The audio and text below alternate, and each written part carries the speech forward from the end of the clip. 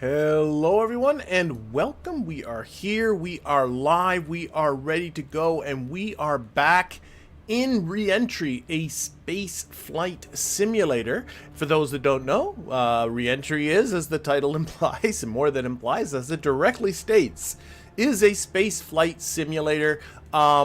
Kind of like, honestly, if you like Microsoft Flight Simulator, but it's for spaceships, that's kind of what you get. But with all kinds of tutorials and missions and all kinds of things for you to do. And what we're going to be doing today is continuing along with the Apollo 13 historical mission. And right now, as you can see up here, I do have it paused because stuff is going to start happening very, very soon within the next minute or so, and we have to communicate with each other and with mission control. All of the communications recordings are kind of popping in and out, and it's really neat having those happen in sync with what you're doing.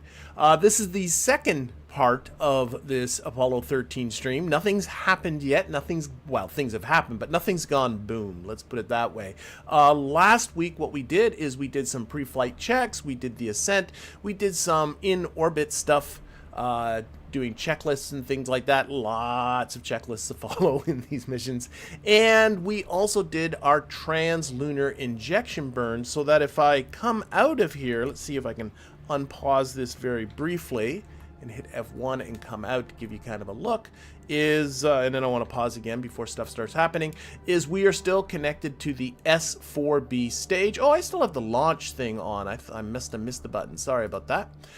We are still connected to the S4B stage. That's the third stage of the Saturn V rocket. It is responsible for finishing off our orbital insertion and for sending our way out towards the moon, which, if we click here, I think I have to unpause to come out. I do. You can see we're on this trajectory, and we are. It doesn't quite patch to conics, so as it does in KSP. But here's the moon. We are going to meet the moon, so that is coming up. Pause again. So that's what we've done so far. What do we have left to do? Well, actually, this would have been better to see from inside here. Is the lunar module is inside here. So coming up next, we're going to be doing what's called transposition and docking. We have to separate from the Saturn 4B, spin this thing 180 degrees, come in and dock with the lunar module, and very gently pull it out. And then after that, the Saturn 4B is going to do its own things, readjust its course, and crash itself into the moon. And we're going to continue on with our mission. I do want to say that just for people that, you know, this is Apollo 13, and it's a historical mission, so it's not a secret what happens, especially with the fact that there's a very popular movie that dramatizes what happens. I don't believe we're going to be seeing any booms today. I've made ahead a few more missions, or a few more parts of this, a few more chapters, if you like, past this. And there did not run into any difficulties. The only difficulties we're going to run into are ones that I might impose. And I also should say, while I'm thinking about all this as well, is this is going to be the last REENTRY stream for a little bit. I won't be available next Thursday. The Thursday after that is Christmas. I cannot believe how quickly that is coming up. So I won't be picking up again on REENTRY until in the new year, after this one. Okay, but why don't we get ourselves back into the command module, and our time here is clicking down. We are now 2 hours and 48 minutes into the mission, barely getting started, and we should be getting some messages coming up. 13 Houston. Okay. Roger, Houston, 13 here. Okay, we have the S4B maneuver to SEP attitude commencing at 2 plus 5-6 plus 3-7. That's less than 10 minutes. Duration of the maneuver 4 minutes. SEP time 3 plus 06 plus 37. Over. Okay. Okay, if I heard that was right, Joe, that S4B maneuver was 2 plus 5, 6 plus 5, 7, and SEP time is 3 plus 06 plus 27. Correction on the seconds, 2 plus 5, 6 plus 37, and 3 plus 06 plus 37. Okay, 2 plus 5, 6 plus 37 was the maneuver time, and the SEP time 3 plus 06 plus 27. That's plus 372, exactly 10 minutes later, Fred. Okay, 37. All right, so yeah, we got a maneuver, and then we're gonna separate in less than 15 minutes. So okay, let's start with the pre-CSM separation checklist. So that's the one thing you're gonna find in this game: lots and lots of checklists that you got to learn to follow through. And in fact, that's what today is really going to be about, going through a lot of checklists, but we will get a feel for some of the routines, I think, of what these folks do as they make their way towards the moon. Where are we here? T and D. Transposition and docking. Where is that section? There it is. Oh my gosh. Pre-CSM separation checklist. Boom. There we go. Okay, Roger, starting the checklists. So, okay, a direct O2 valve to min. So that is this guy, and we got to turn it all the way over to the left. Ah, good to see you there, Ben. Okay, did that, and then until cabin pressure equals 5.7. That's red over here. I have been working through more and more of the tutorials. Is it going... Well, no, it's actually below 5.7. That's 5. Okay, then close it. So I'm just going to go and close it again. Not sure what happened there. I don't know if I let it go down too far or whatever, but let's close it. Okay. We're going to need the COAS power on, but I do believe there is a switch for that.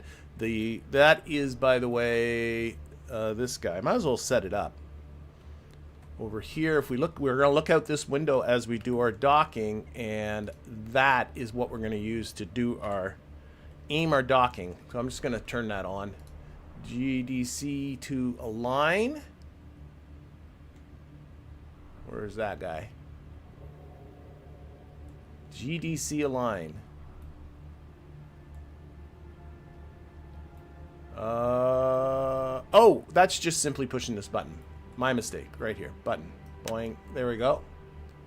Aligning to our platforms. You can see the up to right there, that other nav ball finding its home. I'm going to leave it at that. And then we got to load the RCS DAP. And I'm going to try... I don't know why. I've had bad luck with this. So the DAP control, the checklist for it, I'm going to insert it in there, is right here. And we're going... Oh, we don't actually insert it in there. We're going to follow the instructions. So it is going to our computer and putting in verb 48. 48 and enter. Okay, and then we got to put in these two guys into the registry. It's a bunch of codes. It explains what they all do. I'm not going to go through it all, but it's just a bunch of toggles, really. So we're going to go verb 21 enter to change this first registry to 1 1 1 0 3. It's right there. Yep, enter. And we're going to change the second registry with verb 22 to, I think it already was 0 1 1 1. And enter. Okay, and that explains what all those little codes do, but I think I just hit proceed. Proceed. Then we get noun 47 correct, which is our weight of our vessels, apparently. And of the command module and the lunar module. Accept, proceed, because I don't know if... I don't see how I'm going to correct that. And well, we got noun 48 for trim, which is pitch and yaw. Now, should I put in any number? I don't think so. Just hit proceed. Doesn't tell me to. And then we're back to program 00. So that is done. So we've done that. And then verb 46E. I don't know, that just cleared something. And load noun 22 and set the extraction attitude. So verb 06 noun 22, enter. And I'm going to assume that is correct because I don't have any information to tell me to do anything else.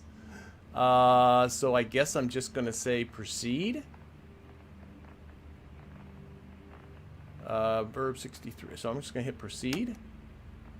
That doesn't seem to do anything. And then verb 63, enter.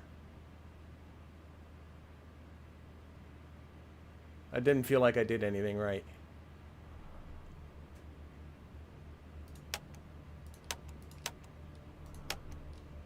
All right, we're just gonna go. Let's do it. All right, and up here it's telling me I gotta wait another minute to go through this. Well, I am finally here as promised. Is the Apollo 13 service module going to explode? Not today. Not today. Maybe next time, but I do not believe today we are going to get explosions. I think today everything's going to be relatively nominal, or I screw up and do something wrong. I don't know. That's always a possibility. You're supposed to be able... I've done this transposition and docking now a couple of times. I've never gotten the automatic... It's supposed to be able to do it automatically, and I've never gotten that to work. And it might be something to do with what I just did. I might have done something wrong. But we can do it manually. That's all good. We see the booster doing all the right things. And Fido says your trajectory looks good, and looks like we'll stick with a pretty close to nominal mid-course too. We'll have some numbers for you later. Okay. Okay, and we concur. The S4B is moving this time. Are we maneuvering? Oh yeah, we are maneuvering. Okay, something's gone right. We're not doing that. Doing that by itself. If not complete the separation check, pre-separation checklist. I've already done that. We don't have, well, we do have something coming up in just a little bit, a few seconds. I'm being asked, is this game always hard and realistic, or is there a fun mode? This is the only mode you got. How I'm playing it on the easiest way you can, where you can get it to highlight some switches for you and stuff like that. You can definitely just go through the checklist. In fact, that's kind of, I would assume, the goal, to go through the checklist once you really understand where a lot of things are, and do it without having it highlighted. But no, this is the entire game, what you see here. If you don't find what you're seeing here kind of intriguing, then this is not going to be a game for you, that's for sure. All right, we're supposed to be getting a new message in about 10 seconds. I have toggled away or stowed away the seats, so I have free motion around the cabin here. We'd like Omni Alpha, over. Omni Alpha, and you see how it's highlighting a switch for you over here. So okay, I can do that. Boink. Omni Alpha coming up. There would be, of course, I have to do everything, but there would be 3 people in here normally. And giving this as Apollo 13, that would be Jim Lovell in the commander's seat, this seat. In the center seat over here would be our command module pilot, that'd be Jack Swaggart. And in our rightmost seat, which would be, why am I having trouble with this one? Would be Fred Hayes, who is the lunar module pilot. Okay, what do we got coming up? At 59:54. Let's give a little time warp on that. I do like that it tells you when to expect messages. There is a lot of time warping between the dead spots.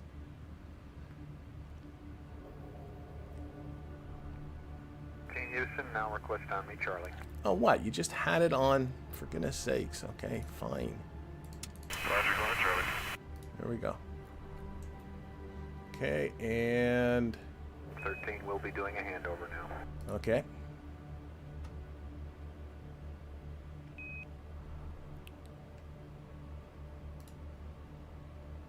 All right. They're doing a handover. One thing to also know is we're doing Apollo. This does come with the Mercury and the Gemini spacecrafts as well. And they get progressively more complicated. The Mercury spacecraft is actually like a tenth as many controls as you see here. And the Gemini is maybe half the controls you see here. So this is the most intimidating of the cockpits. What do we got coming up? At 1:33, okay? Can do a little time warping here.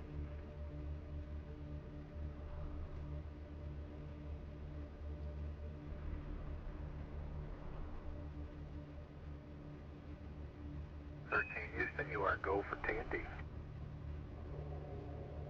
We are go for TND. Okay, so we are going to be, that's transposition and docking. We're going to be separating, oh, what did they say? 306 or something like that. Now, I'm assuming, are we going to get queued to do a checklist? Or I just have to figure out to do the checklist. Yeah, it's kind of... You find is much more approachable, Microsoft Flight Simulator. I think that's just airplanes are way more approachable than spacecrafts are, is really what that is. What I do like about this is it does give you missions. Like for me, Microsoft Flight Simulator, but I'm the same in KSP. I just don't do well in Sandbox. And I need to have, go do this, and go do this, and go do this. And, you know, like, and this has an ample number of missions for you to go through. Both doing historical stuff, learning stuff, trying different things, going in different scenarios. Okay, here we go. Run CSM separation list number 2. So go to here, and that is you. We're just going to run that. See, I don't have to run it. I could actually read through and do all that, but I'm not going to do that. All right, so we are extending our docking probe. It actually says retracting the docking probe, which I find interesting. Oh, maybe it's already been extended. The gray indicates that it's been extended. These go barber pole. They flip these little... The TB, by the way, stands for talkback. All the way through this, I've been calling them telltales. I don't know why. But yes, I think it's been extending all this time. I think we just turned it off. We got to turn on some RCS stuff. So connecting RCS blocks to, we have 2 battery buses, A and B. Seem to be happy after I did that. We're going to set up some DV things. So we want to set this to DV set, which is right there. Want to set this to -100. I have no idea why they... I'm going to keep it at 0. I'm going to ignore their instructions because I think that makes more sense. I did this mission already once, and I don't understand why this should be set at -100, so I'm not going to do it. There you go. I'm going to instead just do what this says to go to DV, and this will monitor now as we put in inputs how much delta V we're adding or subtracting to the ship. Okay, this has got to go to 5x1. Let's go low. Set attitude. And yeah, these are the thumb wheels. I'm assuming TW stands for thumb wheels. It's not something to put in here. It's something to put down here. So I'm assuming that's these things. But I honestly don't think... I don't see what they do. This is another thing I'm just not really understanding. Now, I'm not very good. This comes with a very detailed manual for each of the spacecrafts. I'm not very good at reading the manual. Maybe I should read this section of the manual and answer my own questions. But I'm not going to do that right now.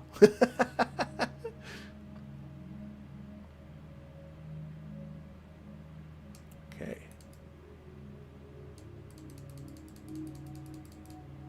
All right, and then yaw is supposed to be 180. So that all kind of makes sense to me that, you know, that's... Right, we're going to come out, we're going to spin 180. To me, is what this says to do. Maybe... You know what? Maybe what it does? I'm not 100% sure. Oops. 180 right there. Does it change?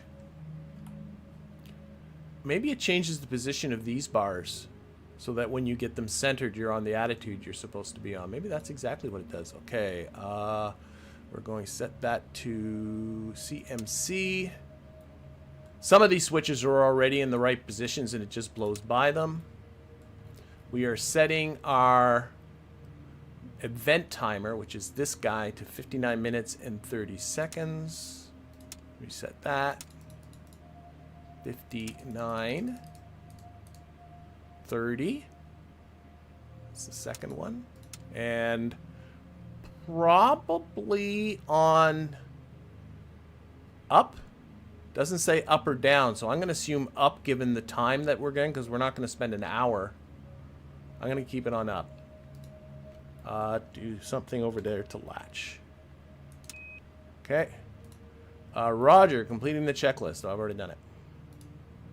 Okay, checklist complete. All right, let's do the actual separation checklist. Okay, Houston 13, we have a go for fire alarm. Oh, okay, we are a little bit behind. Let's 13 Houston, affirmative. Your go for fire alarm, and recommend you secure the cabin pressurization. Okay, we pyro alarm means that we're a little bit behind. We closed the waste management vent valve there. Okay, we're reading 6 psi in the cabin, Jack. Roger, Joe. Thank you very much. Okay, we just got our go for pyro alarm. So we put on our pyros for separation. We're coming very close to doing our separation. Start the event timer. Ah, blink. Okay. Okay, and then we're gonna. Okay, we're really close here. I think that's this guy, right? CMLV separation is. Oh, I should have looked this up ahead of time. No, it's CSML. This one. Woo! Are we at our time yet? No, we're not. Okay, so we're supposed to be given a little bit of thrust in the X direction. There, and then separate. Quite a bang, Joe. We're separated. Okay. And then this is counting. I'm pushing H, so I'm giving myself a little bit of forward thrust with the H, and I'm giving myself about ½ meter per second. There we go. So we are now separated and moving away, and you can see our lunar module down there. All right. We did that. I'm way ahead of you. I already did that. I'm assuming they are all on the grid. Well, we can look. No, we won't look. This is just checking some things. Something's gone wrong if those things aren't. We're gonna just shut things, close some valves. That guy is going to norm, and verb 49E or 69E. 62. God dang. Okay, don't know what that just did. I don't think it did much of anything. I think something's wrong here. Other computer. I think I'm going manual again. F5. That is on there. Okay, and now we're supposed to pitch. Okay, how far are we from the... That's really far. Okay, so what I've learned to do, and it doesn't tell you to do it, is you want to... I'm pushing N to take off that velocity.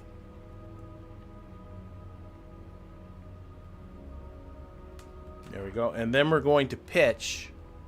And it says at 2 degrees a second. I have no idea if this is 2 degrees a second or not. Probably about right. So we're going to spin this puppy around. We got a lot of messages here just over the last little bit. Oh, what was that?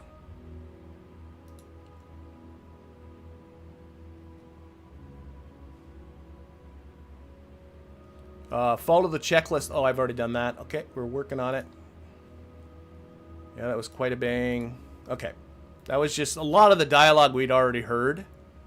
So we're just spinning this guy around. I should have actually taken a noting of what the heading was before.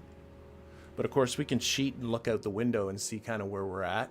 Still coming around.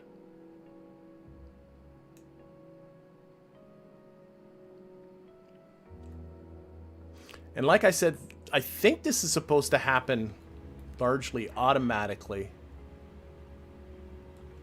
But that ain't happening.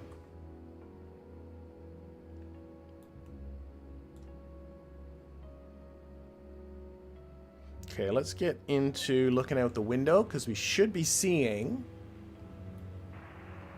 There it comes. So let's slow down. There's our target. And I'm going to... We got the plow panels. One of them's out front now. Okay. As you might know, Joe, I got the center seat again. I can't see a thing. Yeah. Too bad. Too bad. Sucks to be you. Cannot see from the center seat. We have the view here. When you are lined up after the 180-degree turn, complete the checklist. Okay.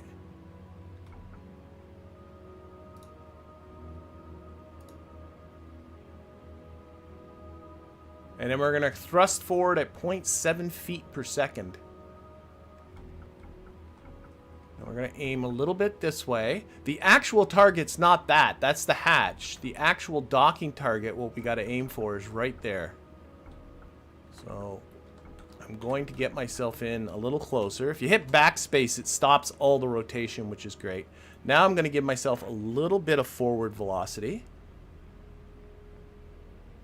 They're recommending 0.7 feet per second. So, okay. So you can see how useful this is. Though I gotta be honest, I'm gonna stop at half. Because this feels like to me like we're coming in pretty quick.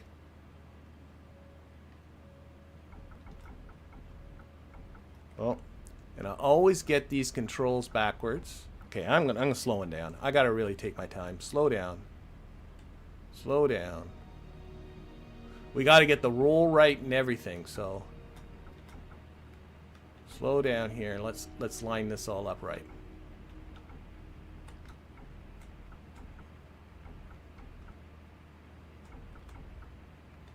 Again, I want to stop my forward progress entirely here. If anything, I might want to come backwards a little bit. We're going to try and translate a little bit that way. And I also got to roll it, so just give me a moment. I don't feel like I'm going forward anymore. So you can see our little target there. This is a little sort of T-shaped thing. And we got to roll it so that it looks like a T, not an upside down T. So this way. And I'm using... well, other than the roll keys, I'm using only the translation keys, which just like KSP are I, J, K, and L. H and N are forward and back. So that's nice. But that's the same. And the backspace key does not stop my motion. It will stop the roll, but it will not stop the translation part.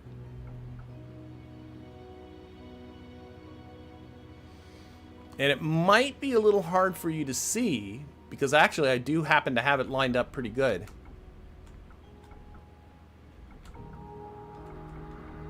But there is a 3D nature. There's two sets of lights. There's the white lights in the middle and then the red lights. Okay, I'm hitting backspace. Now I'm coming up a bit. Let's back off a bit. Back off, back off. There's two sets of lights, the white lights and the red lights, and the white lights are actually ahead of the red lights. So if you're not lined up right, you will see them offset. But honestly, I think I'm so darn close, it almost looks like they're right on top of each other, which is what you want. Okay, now I'm going forward. A little more roll. They're offset a little bit, but I think they're close enough. All right, and now we just kind of cruise in. We just kind of cruise in like this, looking right down our sight lines here, and just keep that in the middle. Thing I find the most challenging is keeping the translation keys the right way. Not getting them backwards. Boy, that looks pretty good. I'm just going to keep going this way. Can roll a little bit maybe. Now you can start to see the reflections of the RCS thrusters in the lunar module, which I think is pretty neat. Oh, that's a dock. That is a hard dock, I believe. Dock contact and latching. Okay. So I'm calling that a win. Oh, load. I never did do that. Okay, never did any of this stuff. I think I was supposed to do this before, but oh well. That goes to manual. That is on power there. Oh, that's an antennas. Oh, yeah, we probably... I don't know. Whatever. Doesn't matter. I don't even know what this does. High gain and... Oh, it's the antenna. It's probably just like something that turns the antenna. That's what I think. But probably you were supposed to get the antenna out of the way. Thankfully, breaking the antenna I don't think is modeled. Okay, okay. CSM separation complete. Continue with the docking checklist. Oh my gosh. So I missed the whole checklist. In my eagerness, I skipped an entire checklist. I did not do the docking checklist, so we're just going to... We've got 2 barber pools. So some of this is probably out of... I got too excited. Oh my gosh. So now some of this is out of... Okay, so I'm not going to do... Well, I guess maybe I'll just... You should be able to see down into the portion of the IU right now. We got dialogue that doesn't make sense right now. Capture. Okay, we got capture. So this is probably stuff we're supposed to complete the checklist. Yep. So we're supposed to see that... Oh, they are now... This is the docking probe. So it's now... I think the barber poles mean that it's retracted. I guess that happens automatically. Allow probe. I did that approximately 10 seconds. We've already gone by that far. Okay, and now we're supposed to prime the docking probe. If no retract in 30 seconds. Oh, okay. So maybe... Are these supposed to switch in 30 seconds? Nothing like a checklist. We don't need no stinking checklist. I think these barber poles are supposed to go gray. Give a little time warpy. Oh, there we go. There we go. So that's the pole. The docking probe has retracted. Probably have to get it out of the way so we can open up the hatch. After it has detached, these guys have gone gray, correct? Now we got to go back to our pyros, put them into the safe position. Boink and boink. This comes off and off. That comes off. There's going to be a lot of turning stuff off. Opening up breakers. Everything has sort of like not just a switch to turn it on and off, but a breaker that connects the batteries to the switch, and then breakers that connect the batteries to the bus. So there's like multiple levels of turning things off, which makes sense. It's so if you just flick a switch by mistake, it's not like something catastrophic suddenly happens because you probably have the breakers off to that switch. That's the off position. That's there. That's why I find it sort of funny is that, like, this would separate the lunar module from the command module, these two switches. And in the movie, there's the, I think it's Swigert, tapes a big no over top of that. But I can't imagine if you just flip those by mistake, which how you flip them by mistake, I have no idea because they're frickin' covered too. But I don't even think they would work anyway, because I bet you anything you would, as a habit, have... The pyros would be off. Well, that one might not have pyros. But, you know, there would be all kinds of other safety things before you could just disconnect something so you wouldn't do it by mistake. All right, hard dock. We are hard dock. Houston, Fred will handle the camera as we go to the post-docking checklist. Okay, post-docking checklist. This time I'll be good and follow the checklist. Post-docking. The only thing... Okay, Jim, real good. Paid for some of that dialogue was out of sync. That's the only mistake, I think. Go again, switching more switches. Okay, oh yep, that can now be turned off up here. There we go. Don't need you no more. C and F5. Again, opening breakers. Turning off. Whoa, whoa, whoa, I turned that on by mistake. Putting that on standby. This is going off. These roll rates are on rate 2. And... Oh, we got tunnel lights. Tunnel lights down in our tunnel down here. Or the tunnel connecting the two. We'll be actually opening the hatch pretty soon too, and then we'll be able to go into the lunar module.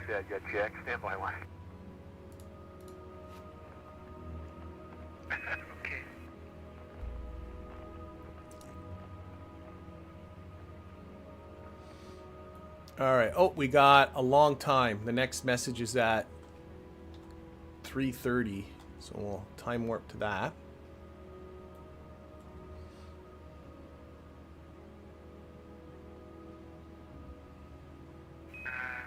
Houston, we're now going to finish repressurizing the tunnel. Houston, roger. So if we go down to the tunnel here, run the CMLM pressure equalization checklist. Number 6. There we go. I like it. Probably here, Joe. We're just finishing up pumping up slurries there. So this is the hatch here, and there is a gauge way down here somewhere. Well, it'll point us to it, I think, soon enough. But it's there's pressure between. There it is. That is the pressure difference between the command module and the tunnel that's on the other side of that. And right now, it's pegged at the end of the dial, which means don't open the hatch. I can't imagine you can actually even open the hatch. We're going to go through the process of equalizing the pressure between the two. So, Cairo 2, press 1. Okay. This is just, we're supposed to check. So, Cairo 02, that's this one. Pressure 1 is supposed to be between 865. I'm not going to do the checks because I have no idea what to do if the checks aren't right? Like, you know, that's indicating there's something wrong. And it's not like we have the ability to call Houston and say, we seem to be leaking propellants or something like that. Get down here. When I get down here, I like my flashlight. Because we're going to start screwing around with the pressurization. This is an automated system to keep the cabin pressurized. So we're going to want to turn that off because we're going to be reducing the pressure in here as we seep air into the other part. And yeah, I already did take a look at that. This dial, this is what it's referring to here. The delta P indicator is pegged at +4. True. Okay, and now we're going to not open the hatch, but we have a valve here that we can open that will just start moving air. And we're supposed to do that until the cabin pressure gets to 4.5 psi. So we're going to switch this to open. And then we're going to take a look over to here. And cabin pressure is here. And our cabin pressure, you can see, is going down. And when it gets to 4.5, which is going to be pretty darn soon, I think we have to close that again. We do. Okay, so we'll go back down here and close it. This is obviously a good job for 2 people to do. Okay. The LMCM delta P gauge should now be, about 2.4. So I think we need to let out more air. Maybe what I'll do, just open this and watch this rather than going back and forth. They want this to be at about 2.4. So you can see we're equalizing the pressure rather than jumping up there.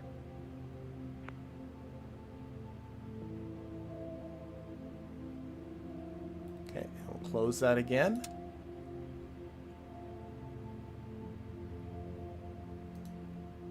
Oh, I've already opened it. Okay, so they want me to open it again. Okay, and then go to look at cabin pressure again. When cabin pressure gets down to 4. Oh, I think I've been pushing the wrong buttons. That's my problem. I understand what I'm doing wrong.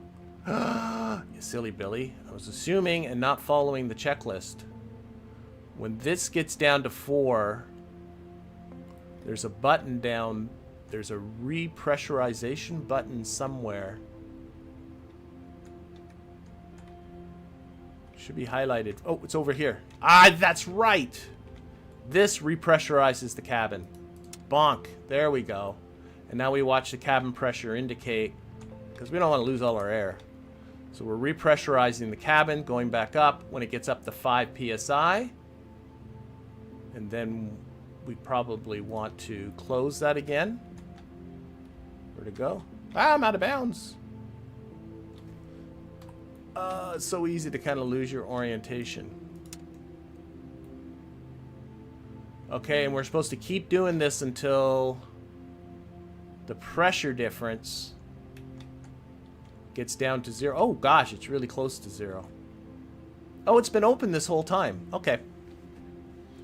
So this looks like it's at 0 to me. What's our cabin pressure like? It's a vacuum. No, it's not. We're at 5.5. Let's repressurize just a little bit, but I think we're good.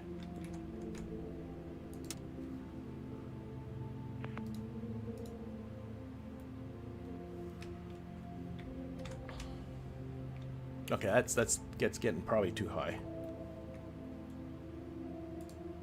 There we go. Sloppy but done. Cabin pressure's above 4. It certainly is, that's for sure.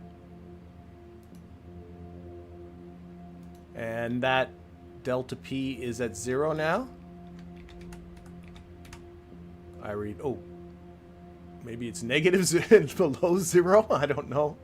Cairo 2 pressure is above. Oh. We're supposed to be looking at the pressure in the surge tank. Okay, it is on the surge tank. The O2 pressure. The surge tank, by the way, is the tank that's in the actual command module itself, not in the service module behind us, which I learned. It's greater than 400 psi. It sure is. Okay, and then we can go back to here, and I think just turn on the automated. Okay, we got to put this on fill, and then there's this. This is the pressure. Shoot. Gauge for the surge tank. We're putting oxygen back into it, so we're repressurizing the oxygen we just from the service module to the command module. We want to get this back up into the green here. Pretty sure that's what this is. Okay, and then we go back down to here, and it probably wants us to turn that off. It does. Okay.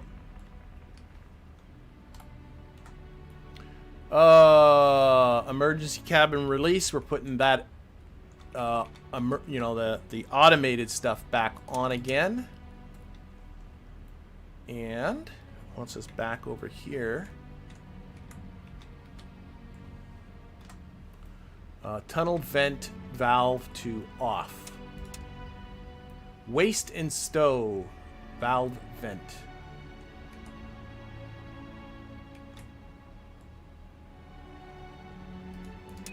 There we go. Okay, then it's the tunnel hatch removal. Run the tunnel hatch removal checklist. Lots and lots of checklists. What devices is reentry on? I think it's a PC only type of thing. I'm pretty sure.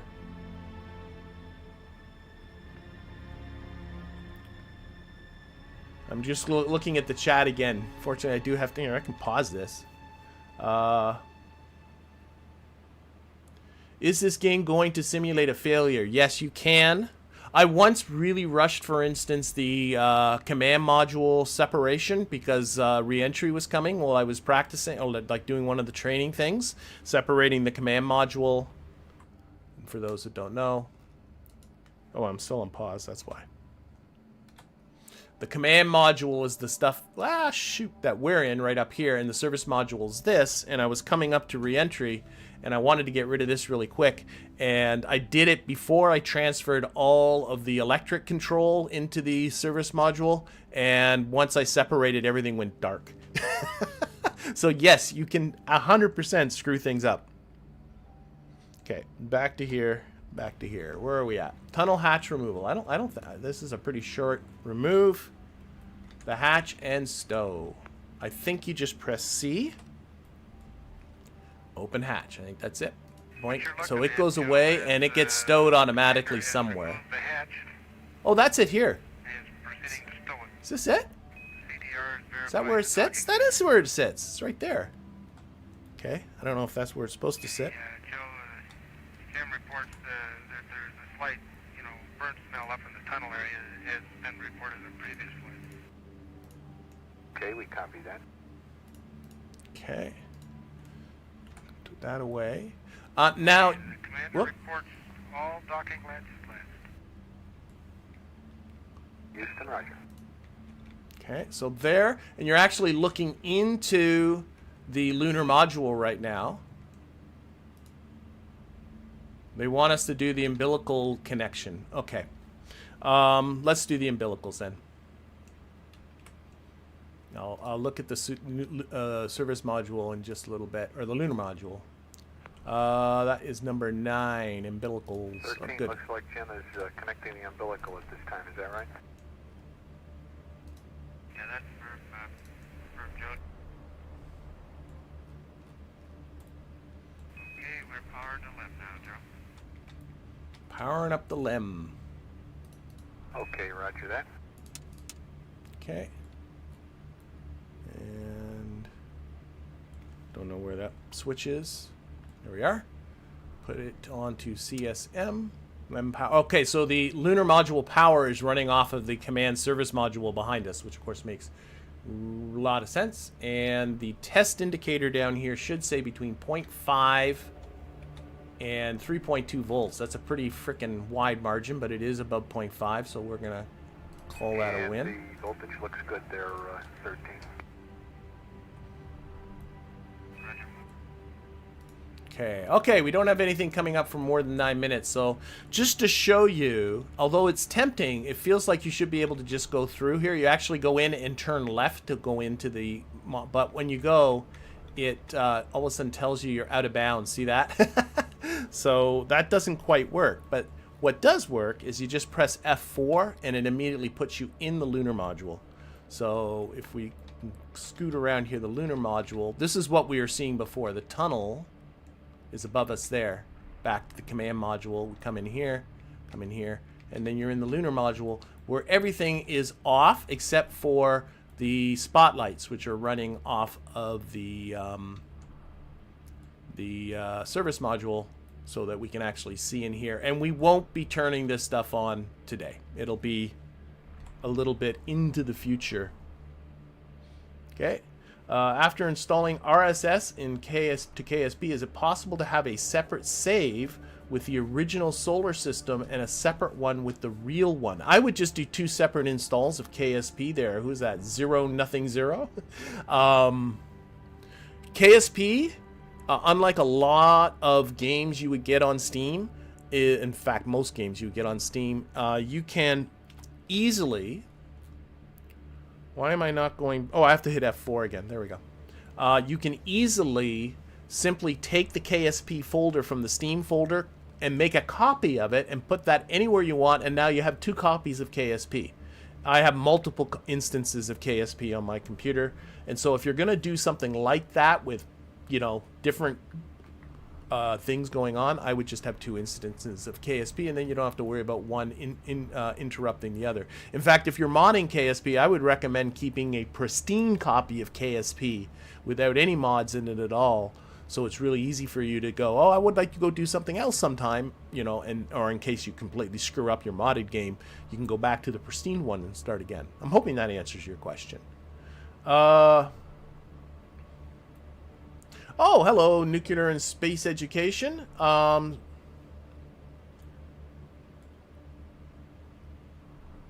right, glad to see you. Good day. Okay, where are we at? We gotta go time warping to 354:04. Wow, that's over an hour away. Let's go. Over an hour away. So, 7. There we go. Can we actually see, if we go outside, the Earth leaving? Not perceptibly. Okay, get ready for Okay. limb extraction. Oh, we haven't extracted the LEM yet. Of course we haven't. Didn't tell us to. Is it really? Yeah, it's still stuck. Ooh, it's kind of... Looks to... Is it in a cocky angle? Maybe not. Oh, okay. So we got to take it out. We've got to... We're still not free. So pre-LEM separation and ejection. Bop. Houston, this is 13. Do we have a go for fire alarm? Okay, let's catch up to that part. Houston, affirmative. Your go for fire alarm. Okay, set that to Delta V set. Slew the Delta V to plus 100. Again, I'm not gonna do that. I don't know what. I'm just gonna put this back to here, and I'll start at 0. Thank you very much. Oh, we're gonna do a DAP. Do some DAPing. DAP, by the way, stands for Digital Autopilot, I do believe.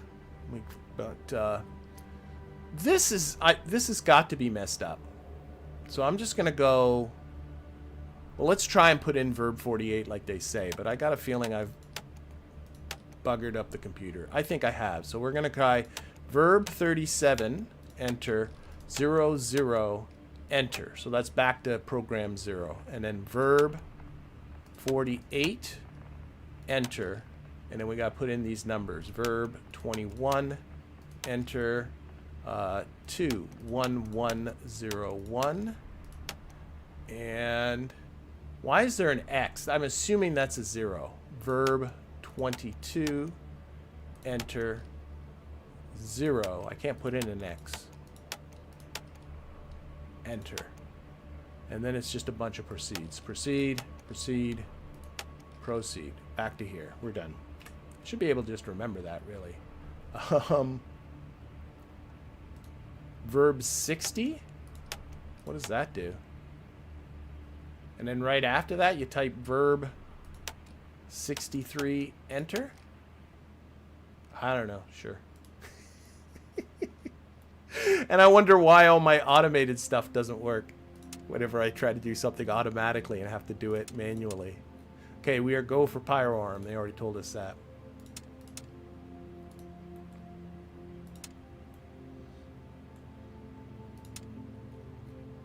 Okay.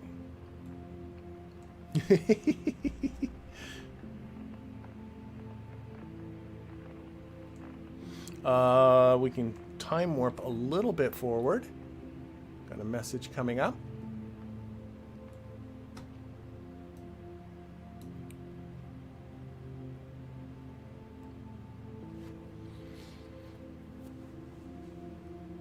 Houston, your go for lens up whenever you're ready.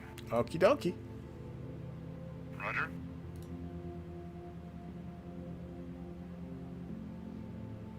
Okay, 13 Houston, correction on that. Your go for lens up at the nominal time, and or later. We don't want it early. Okay, Joe, we'll do it at 4:01:00. Okay. Thanks for telling me the nominal time, because I honestly didn't know what it was. 4:01:00. Okay, Roger. So I guess we time warp to that. Probably I should get another checklist queued up. Timeline. We did, what did we do? We did the, I guess, what one did we just do? Did we do, we must do the separation and ejection checklist. Hatch installation, we did that. No, we did the pre one. Okay, I'm going to assume this one's next. And now I'm going to time warp to 445. 45 seconds after 4. Mission time. It's been a busy 4 hours, really, if you think about it. You know, 0 was launch.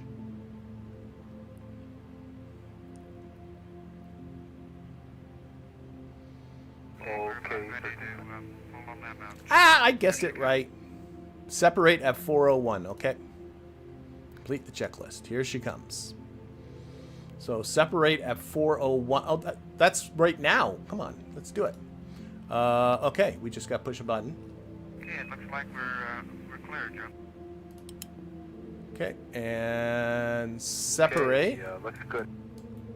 And start the event timer.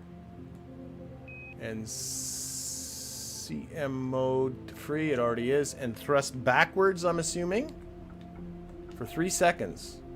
1, 2, it's got to be 3 by now. Have we actually cleared anything? Yeah, we are. There we go. We're doing it. We're doing it. We're doing it. We're doing it.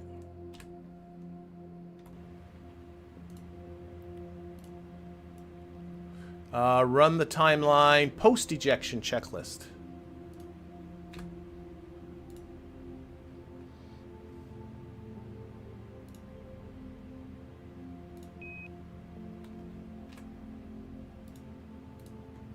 Okay. Alright, pyro arms to safe. And safe and safe. We have batteries to pull. We've got, this goes GPI. TV, oh yeah, that's this. This comes off. This goes to standby, that goes to off. Okay, did that. Not quite pop goes the fairing.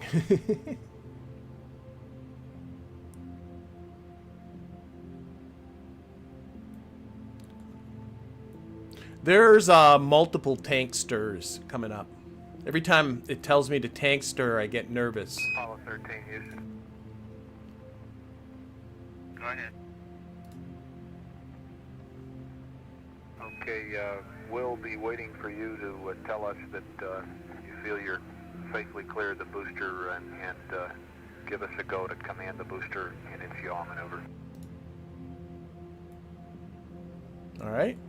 Am I supposed to judge that? I guess I am. Can't see anything out of that window. Can I see anything out of this window? No. We seem to have a lunar module in the way. We can cheat, of course, and look here. 13 Houston, did you copy my last about giving us a go for the yaw? Yeah, we're maneuvering, Joe, and we hadn't picked her back up again yet. Okay, do you want to wait till you acquire it before we yaw it? How much time do you have, Houston? Can you wait, or do you want to do it right now? We can wait if you want us to, Jim. Okay, what I think we Let's should... just wait just a little bit. Yeah. Why don't we use the top window? Okay. And if I pitch... Let me think about this. Lunar module's that way, that's that way. So if I pitch Did down... we ever get an idea what that the TD&E fuel was? I don't care. Jack, they're not willing to pin it down to a specific number right now because they say the tanks will warm up later on and the apparent consumption will go down, but it was nominal. Okay. Like, am I wrong in thinking that if I pitch down, pitch forward, that I should be seeing...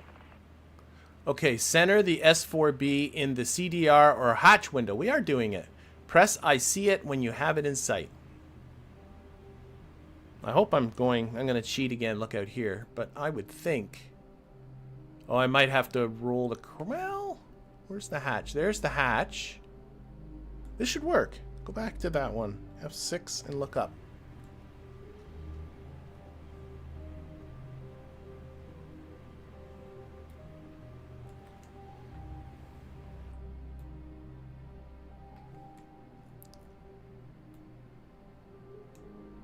I feel like I might need to roll.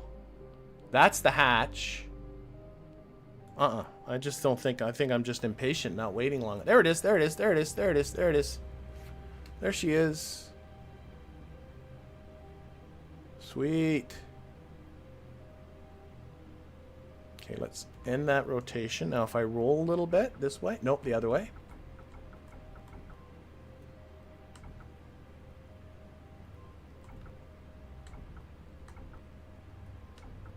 I still feel kind of close to it. Is it just me? But I do see it, so I'm going to follow instructions. Okay, Houston, we have the S4B in sight. You're going to maneuver the S4B. I'm going to move back. Beep, beep, beep. Oh, there it goes. Please don't hit us. Roger, Jim, we copy that. Incidentally, the APS evasive maneuver will be about 4 minutes late. It'll be at about 04 plus 18. Roger.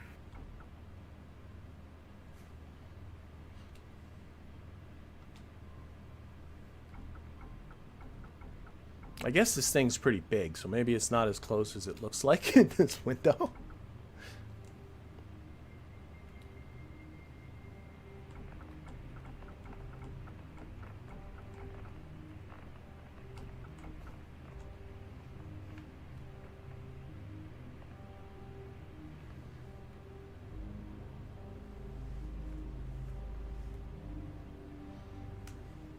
So what? Okay, wait a second. Let's go through all this. It's yawing. Maneuver will take about 4 minutes at about 4:18. So that's going to be a little bit. Roger. Oh, that's why we got this little time warpy thing here. So we're going to do a little time warping. I am moving away from it, am I not? While I'm doing all this. So I don't think I ever... We're okay. What could go wrong? Okay. So I'm going to do a little time warping. And I want to keep it centered while I do this too. We're moving away. It's all good. Okay. Let's just pitch down again.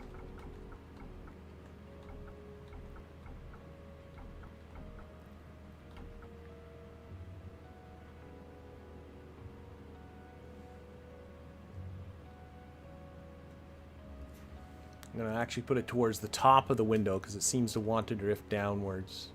That's because at some point I was pushing N when I was thinking I was too close to it. And there we go.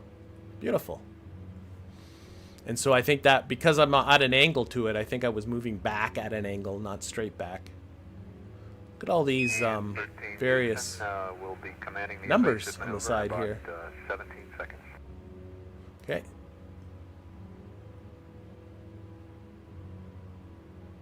$4:18. Okay, that's just 5 seconds away.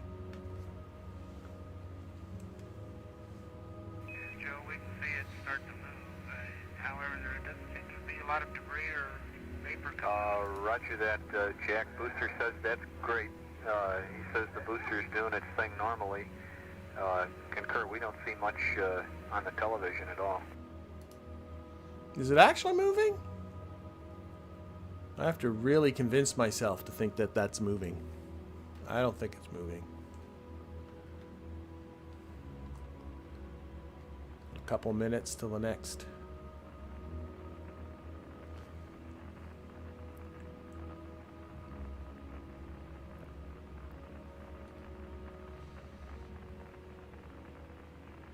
And 13 Houston, the aft evasive maneuver appeared to be nominal. The lock stump time is now 4 plus 39 plus 20, about 3 minutes late. Roger. Okay. Oh, we got stuff to do. Okay, next up is the Command Module System's EPS battery charging. Okay, let's charge up some batteries. So, there. We're at this one now. EPS. I think it was probably up here.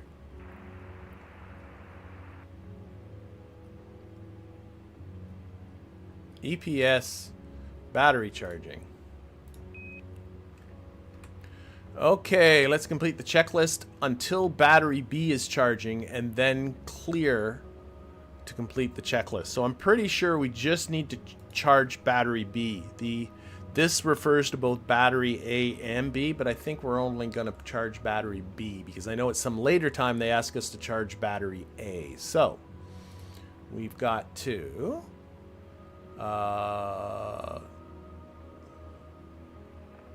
so we're going to ignore, oh, the battery buses were already open. But I'm going to do battery B, not battery A. So we're going to open up that battery B circuit breaker. Okay. And then we're going to put this indicator on charger. And then we're going to put this guy not on A, but on battery B. Okay. And it says here, check the DC amps is 1 to 3 amps or 0 to 3 amps. Like, that's like 20. Oh, maybe it's, oh, on the charger there's smaller numbers inside. Ah, so it's, yeah, it's just like just shy of 1.5.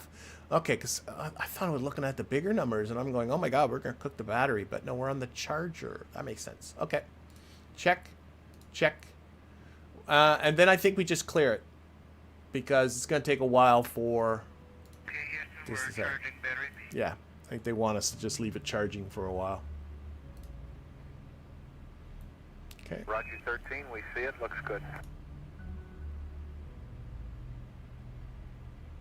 Booster Technically, engineer reports the everything's preliminary moving. indications are that our Saturn S4B evasive maneuver were successful. The flight dynamics officer will be evaluating the trajectory to assure that we've got the kind of separation from the spacecraft that we were looking for, and also to determine to what extent we're heading toward the trajectory which would impact the S4B on the moon. At 6 p.m. Central Standard Time, there will be a press conference in the News Center auditorium. This is the small auditorium in Building 1 with I can end this Ken at any Mattingly. time, I'm just noticing. Astronaut Mattingly, until a few days ago, was the prime command module pilot for the mission, and due to exposure to measles, was replaced by Jack Swigert. Mattingly has been in the control center and is currently in the control center, Alright, we're going to skip this. observing the progress of the mission. To repeat, that press conference with astronaut Mattingly is scheduled for 6 p.m. Central Standard Time in the News Center auditorium. Oh, now it is done. Complete. Okay. As to what's just been mentioned in the chat, here, end mission. As far as prior knowledge goes, there are academy missions that you go through to teach that specifically teach you stuff explicitly, and they highly recommend that you go through all these. You know, I got my certificate. I did my final exam. Haha.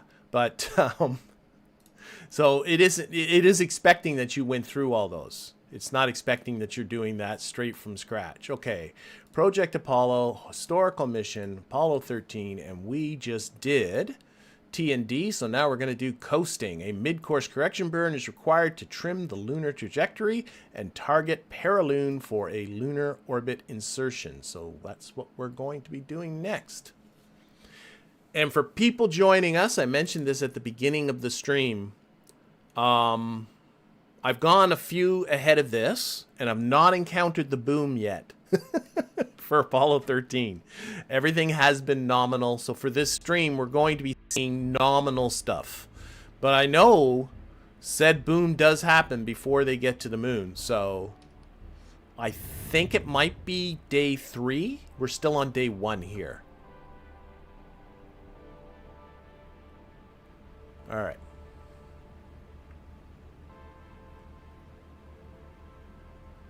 Yes, and there is a manual for you to read too that I've perused. I perused when all of a sudden I used it to look stuff up. Okay, we don't have anything coming up for another few minutes. It is now, well, it's not too far. It was like 4 something when we left before. It's now 4:50, 4 hours and 50 minutes into the mission. So we're not very much different from where we were just before this. We'll time warp ahead a few minutes because stuff's about to happen. I'm also going to stow the seats away because they would definitely be stowed at this point, so you're free to move around in the cabin here because there's lots of switches to get to. Can't get to those from the Apollo seats. 13, Houston. Go ahead, Joe.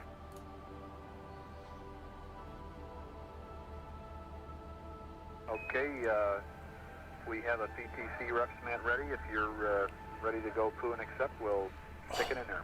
I'm always ready to go poo. Okay. How can they not laugh at that stuff? I don't know. It's just me. And by the way, the poo is referring to program 00. But, okay. Stand by. So, what am I supposed to... Oh, just put this to accept. Oh, they're sending us data. So, we're setting the computer so that it will read the data. Oh, run the poo program. Okay, I can run the poo program. 37, enter. 00, enter. Yeah, poo and accept, Joe. We got poo. My mistake. Okay, roger that.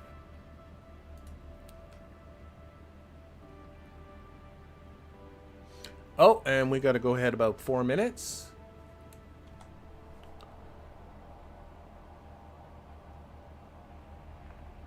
I'm assuming that's just data. Probably don't have broadband out here, I would assume. But data's coming our way.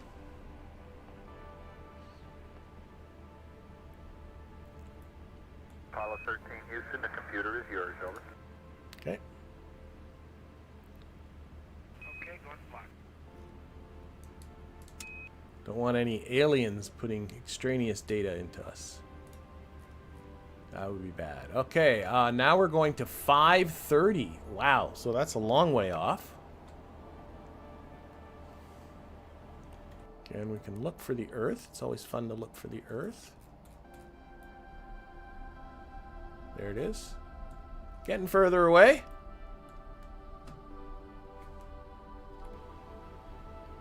Okay, it is time to align the IMU with the PTC rest mat that was uplinked. On the disk key. Yes, give me instructions. Key, verb 37, noun 52. Verb 37, enter. Noun 52, enter. Okay, program 52. Key in verb 22, 1 enter. Verb 22, so we're going to enter something into the first registry here. And they want us to put in a 1, or the second registry, my mistake. There. Roger. Hit proceed to start the alignment. So we should be seeing... Okay, Houston, do you Nope. copy 13's torquing angle on the T-52? 13 Houston, leave them up just a second, and we'll get them down. I'm not supposed to write these numbers down, am I? 13 Houston, okay, we got them.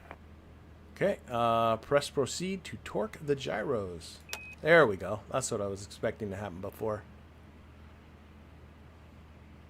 Roger, we copy. Okay, time of torquing was 5:31:10. Yeah, I'll buy that. Okay, we got another 8 minutes, so let's time warp that away.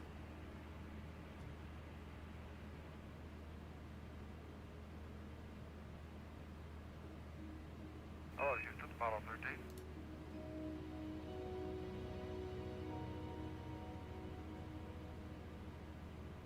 Hello? Team Houston, go ahead.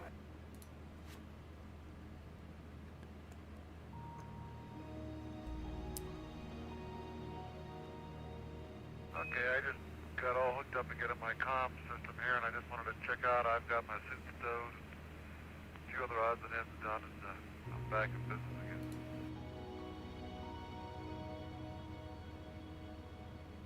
Okay, good deal. We're kind of hanging loose down here. I've got a liftoff plus 15 pad. There's no hurry to read it up, so let us know when you're ready.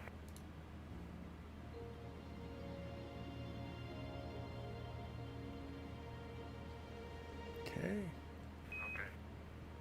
Okay. Okay.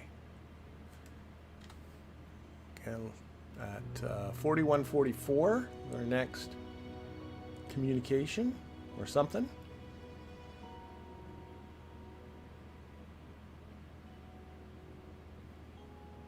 Okay, Houston, go ahead with the event.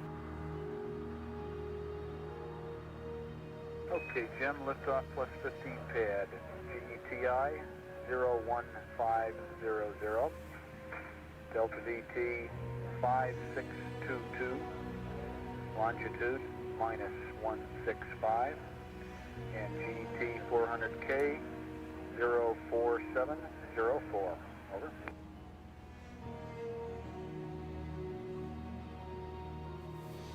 Was that just data about the liftoff? I'm not really like a liftoff Okay, pad. Liftoff plus 15, GETI 01500 5622 minus 165 04704. Is that correct? Do I have one of these liftoff pads in That's here? right, Jim. Don't see one.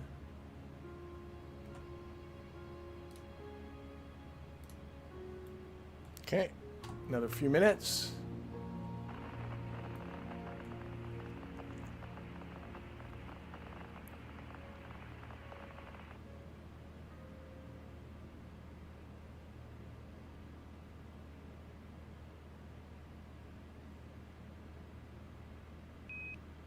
Okay, according to the flight plan, we have a GDC align to do. Complete the GDC align, press done when complete. You can follow the GNC general GDC align to IMU full or the simplified approach. And I'm pretty sure the simplified approach is simply pushing this button. I think. I don't know. That doesn't look happy to me when I push the button.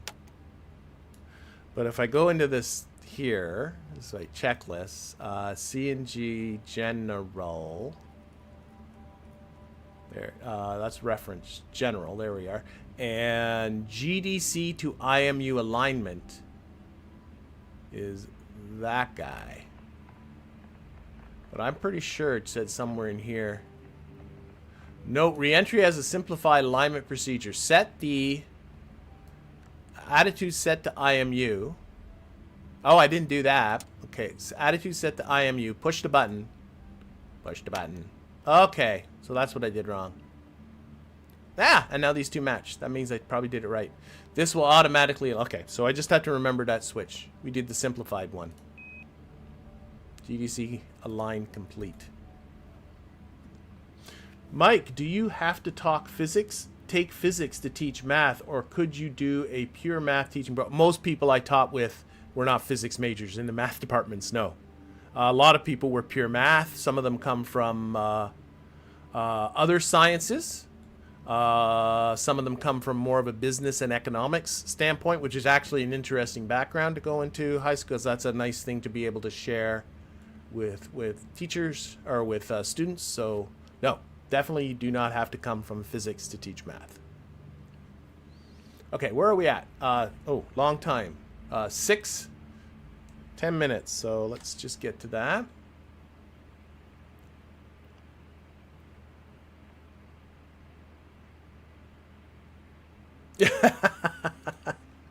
Don't know if I hate physics or if I hate my physics prof. I've had that experience. Trust me, I've had worse physics professors than you have had. I can maybe I don't know that for a fact, but I would put pretty good odds on it. I've had some atrocious ones.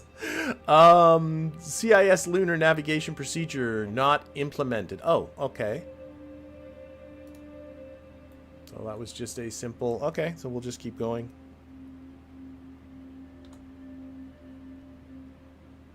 Now we are going to 645. Wow, that's a long way in the future. Again, can we actually see the... I think I can convince myself that the Earth is... There it goes. See? Physically moving away.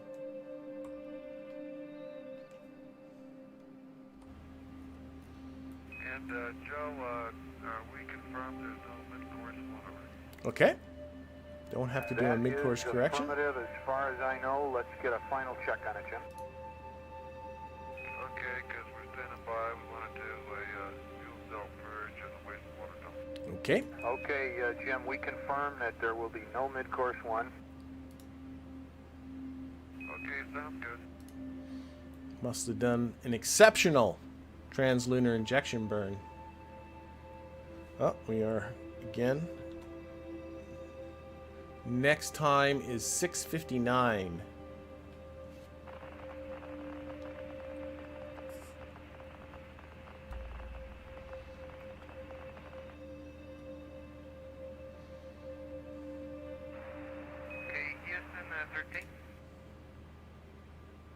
Houston, go ahead. Hey, Joe, you want to dump wastewater down to 25%, is that right? That's affirmed. Okay, wastewater tank drain in the ECS on the command module side. So that's the environmental control part of this. Down here, maybe? ECS, wastewater tank drain. They do have you do a lot of stuff that you don't do in the tutorials, that's for sure. Okay, so. Okay. Wastewater tank drain. So we're over this way. This is all on this panel, going to be pretty sure.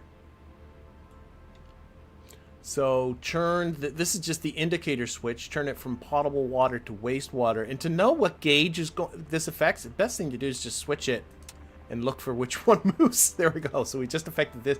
So this is measuring how much wastewater we have as a percentage. And I'm assuming this is 50. Oh, yeah, times 10. So 50. We're almost at 60% on our wastewater tank. So that's probably why we want to dump it. We want to dump it. So to dump it, we need to go down here. Way down here. Pressure relief, put it to dump A. That is dump A, and I'm assuming we should be able to see that gauge going down. We do see it going down. See that? So when that gets to 25%, we put it back. That's it. That's a pretty easy job.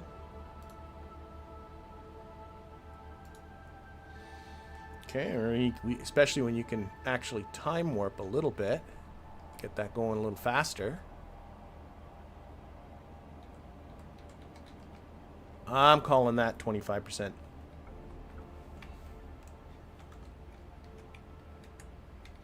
And put it back onto 2. Which is just undoing what I just did.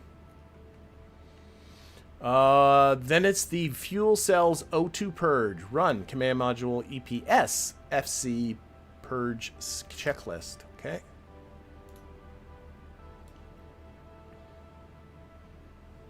EPS is all the power stuff. That's what the S stands for in EPS. Stuff. Power stuff. What are we looking for? FC purge. We're also purging fuel cells O2 now. Okay. Okay, Jack.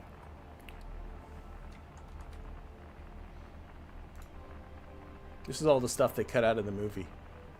O2 H2 fuel cell purge. Okay.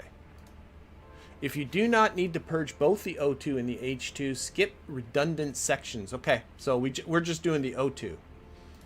So fuel cell 1 O2 purge. That's what we're doing.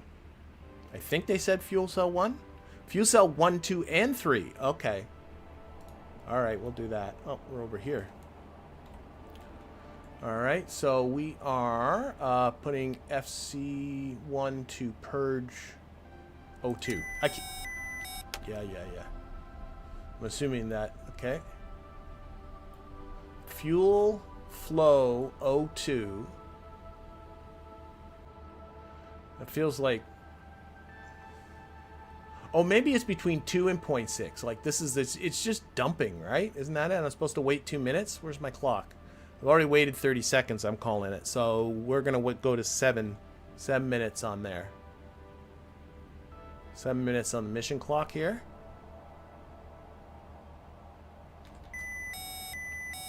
I know, doing bad things. Wait 2 minutes. And off. And now we have no more oxygen aboard. Well, it's pretty freaking low. No, that's the flow. Okay, that's okay. Flow's supposed to be low. I'm assuming I did it okay. All right, put the indicator onto number 2. Do it number 2 to O2. And then we're doing the same freaking things, right? This one's flowing out. Yep, flows way up at the top. Wait 2 minutes. So we're gonna go to 9:30. 9 minutes and 30 seconds on the mission clock.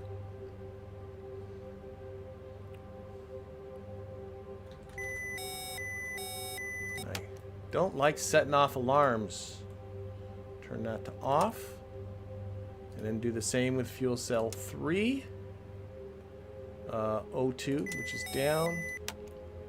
Flow rate's crazy high. Wait 2 minutes.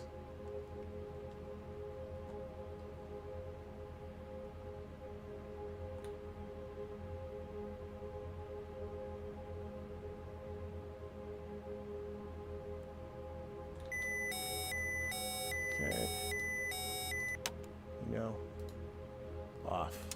Okay, and then I think we just clear the rest of these. I think we did what we were supposed to do, right? This is all now for hydrogen. It's all the same stuff, I'm assuming. Yeah. that was all hydrogen stuff. Okay, we did it. We did it. Did you have to take... Roger. Oh, no. Okay, Oh, sorry. 13. Just looking at chat. This is your relief Capcom shift on now. Well, good evening. Oh. friends. Well, you sure made it back fast. Yeah, you guys had a beautiful launch there. Really nice. Did you follow it all the way up, then? No, I didn't see staging. It was too hazy for that, but we could see it for a few miles anyway. I tell you, it's sure an interesting ride.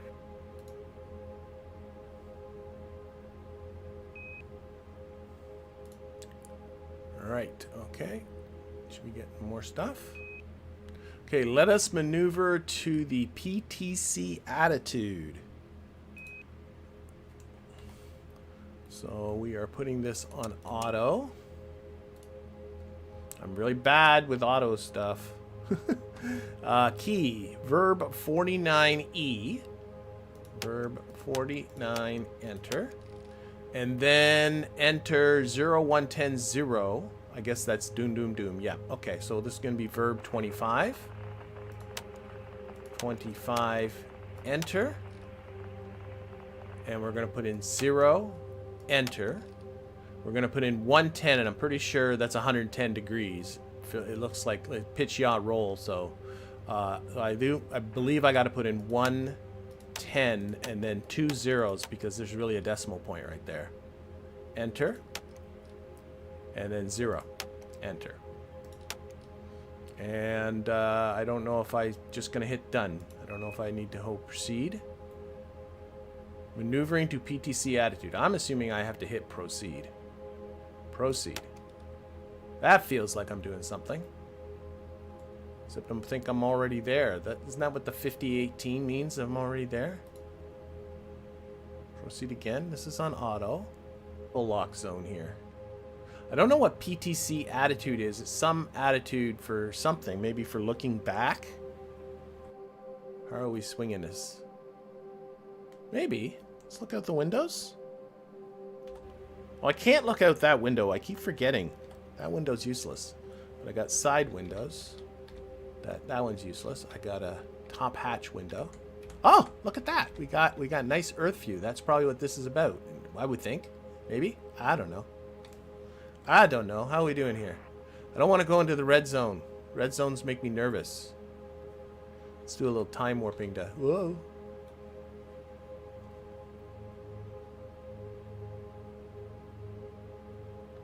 Yeah, I can actually help it out, too. Well, that's going the wrong way. Don't go into that red zone, dude.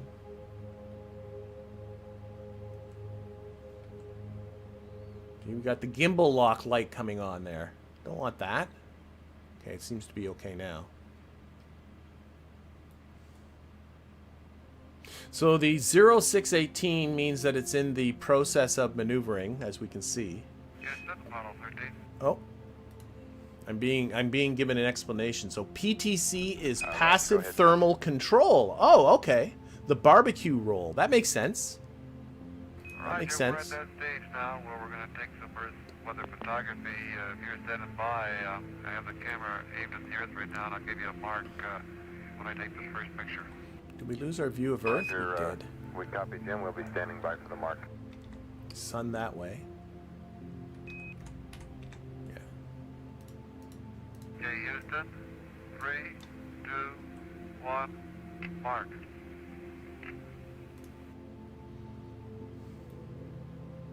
Roger, copy. I'm assuming there's a camera pointing somewhere. This is still maneuvering. In the real Apollo 13 mission, they took 11 pictures of Earth on every 20 minutes when it rolled past the viewing during PTC roll until about 11 hours into the mission. Feel free to grab a shot. I'll just want you to do a screenshot whenever you see the Earth passing through the external view. So Apollo 13, Houston, over.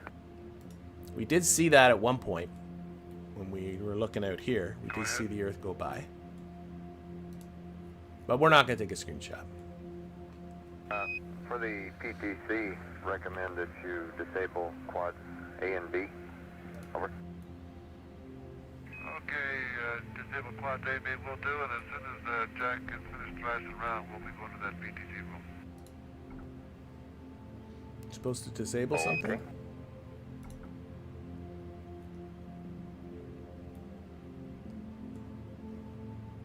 Sounded like they wanted us to disable some RCS quads. I'm not going to do anything unless it explicitly tells me to.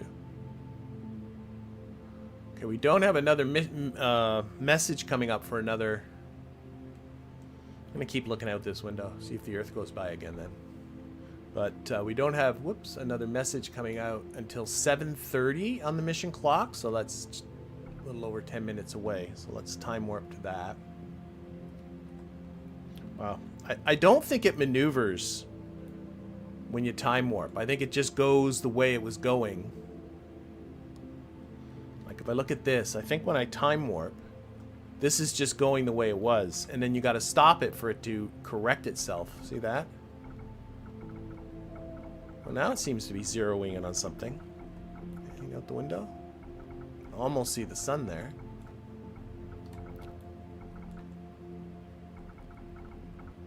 We'll let it finish off this maneuver here. Okay, and then 5018 here tells us that it's done maneuvering. So, I'm assuming... I think you just press enter.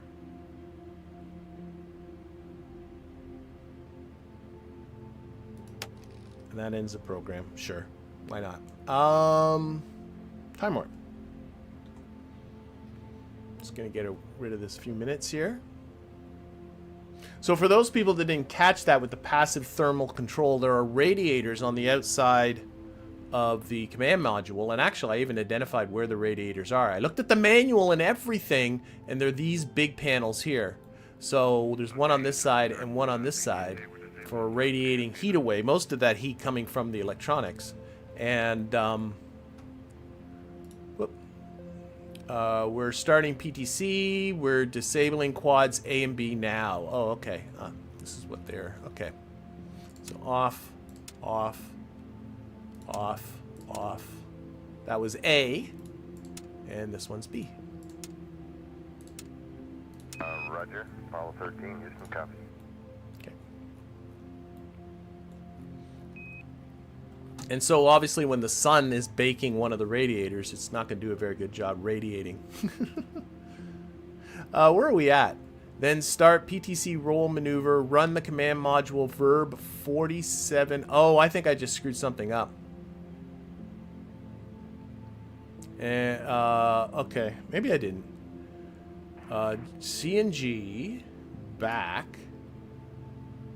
Hopefully I didn't screw something up with the ending that program. GNC verb 49 orb rate power control. No, PTC, this guy. All right, let's do it. Defaults are okay. Rate is 0.3 degrees and deadband of 30 degrees. Complete and follow the checklist. Okay. Align IMU and with PTC rest mat. See the checklist. Oh my god. I'm going to again do the easy one. I don't think I've switched that switch they talked about with this on IMU, so I'm just going to push the button again. I'm going to assume that does it. Verb 49. Enter. Okay, and they want roll 0, pitch 90, yaw 0. Over here, they say the default values are okay, so I'm going to stick with that. Okay, so that's going to be... I just got to change the second registry to 90. So verb 22, enter. 09000. Enter. And I'm going to go with proceed. Yes, and then proceed again. We're doing stuff. We're doing stuff. She's moving again.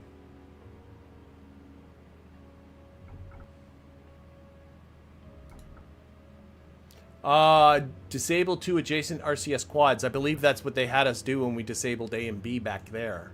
I'm gonna go with that assumption.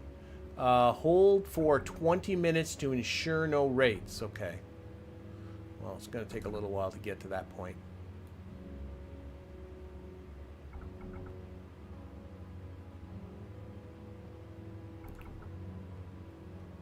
Oh, I think I'm already past. Okay. I think I'm ahead. They want this on accelerated command. And they want us to key because we're already in flashing down 18. I'm not going to do that.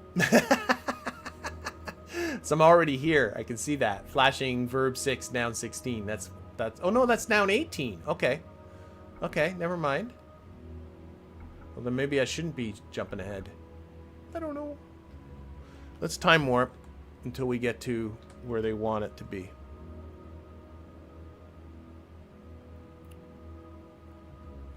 Okay, it's happy here, 5018, so we're going to hit enter. Verb 79, enter. I think we're already there. Maybe not. Now we got the flashing down 16. Note all zeros will set the maneuver time to now. Okay, yeah, I want the now. Okay. Press proceed to accept. I don't want to change. 0679. Oh, the rate. 0.3 degrees. Per second. And 30 degrees. So this is 30 degrees. Would this be 0.3 degrees? I'm going to say it is. It's got a 3 in it. So we're going to say, okay.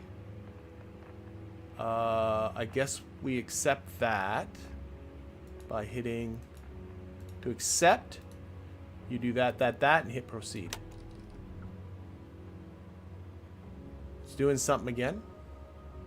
Verify roll rate, reach target rate. It says 0.3. I'm gonna go with that assumption that that is 0.3. It seems like 0.3 degrees a second. It's certainly not very quick. Okay. Roll on accelerated command. Put the pitch on rate command and yaw on rate command. Okay. If desired for PTC, auto RCS 16 off. It's not desired. So I think I'm just going to wait. Oh, wait. Is the maneuver done? No, the maneuver is definitely not done.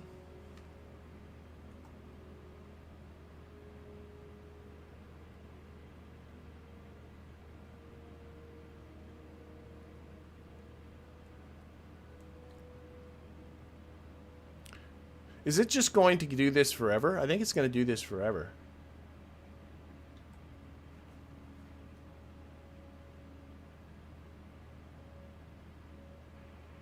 I think that's the idea. It's just that it keeps rolling like this. Okay. I don't care. I'm not going to do that. So I'm going to do terminate. Verb. I got a feeling that's the idea, is that it just rolls like this forever. So verb 46, enter. And now I'm back to poo. Oh, wait. Now what is it doing? It's doing something else. Okay, well, whatever. PTC roll is running. I think that might have been a mistake, terminating it. If you make a mistake, is it recoverable? It depends on the nature of the mistake. RCS AC... A and C roll C1 off. Turning off more of these RCS blocks. So quad. We're turning all of them off. All quads are disabled. We should be in a PTC roll. Yeah. Okay. We're rolling. You can see the sun going by. I don't think I screwed up. Maybe I didn't. Maybe I did. I don't know. But we're rolling, and I didn't do it. Okay, we got 9 minutes. Oh, maybe more than 9 minutes. 7:54. Let's time warp to that. No. I feel like I did something right.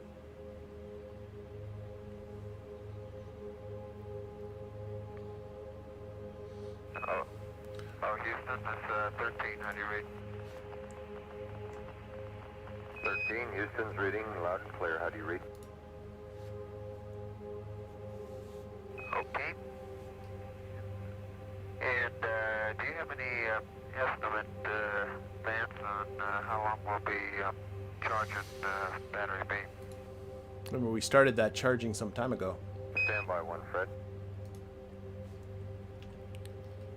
We started battery charging here. Battery charger.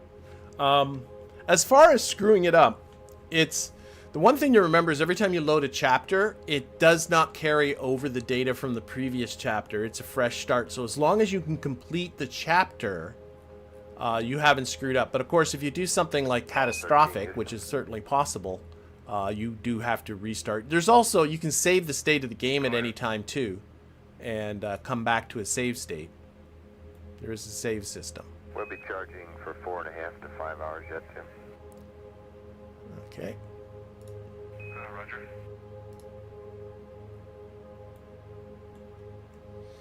Okay, we got to go to 8:55. That's like an hour away. Holy camole. Holy camole. So here we go. Spinning, spinning, spinning. I was going to go look for the Earth, but it's kind of hard to do that when you're spinning. So I guess I'll just go back to here.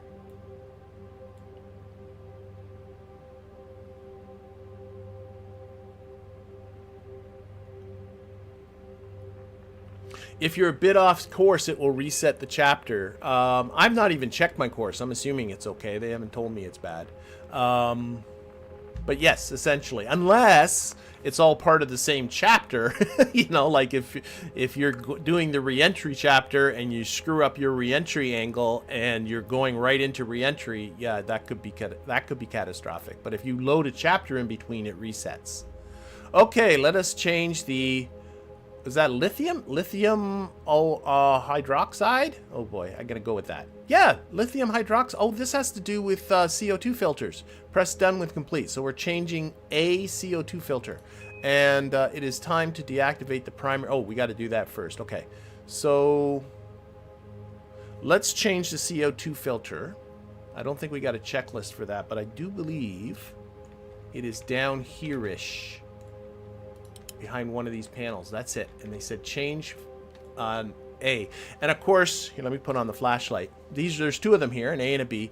And these are, as you can see, rectangular. And of course, this factors into, for people that have seen the Apollo XIII movie, once they have to move out of the command module and all live in the lunar module, the CO2 filters in the lunar module are of a different shape than this. And these ones, of which they have spares, you know, the ones in the lunar module, they only have enough spares to survive, you know, how much time they expected them to spend in the lunar module. And of course, we have a lot more in the command module where, you know, people are in here for the whole time. So that becomes a puzzle. But it's fun that we get to do that. And it's not much, really. All you do is there's a handle on here. You're supposed to rotate that.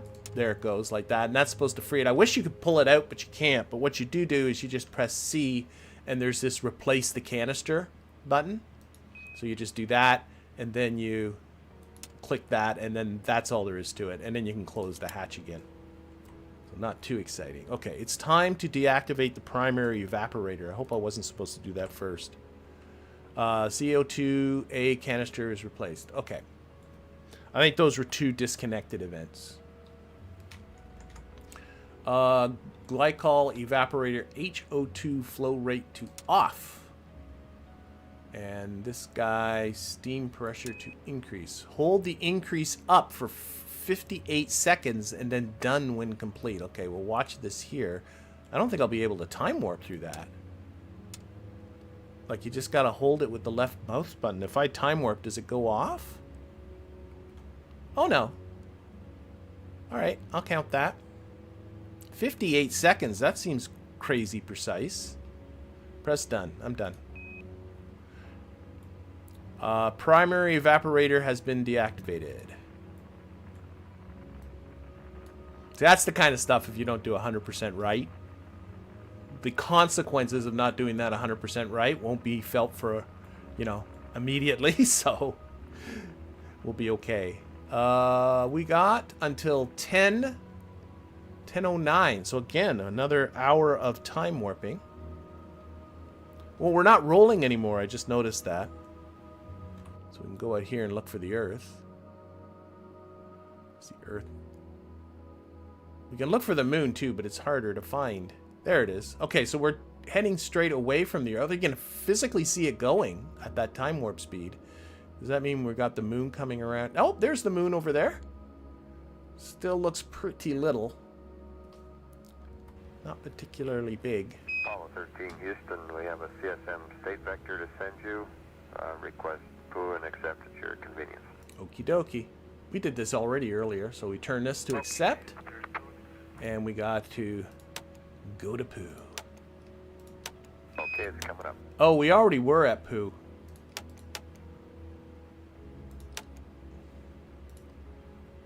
Well, that's why the dialogue kept going forward.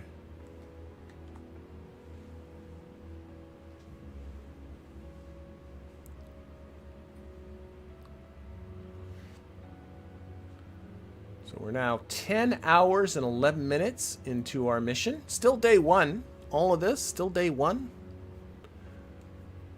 Might be at the conclusion of this one that they go to sleep. I'm not sure.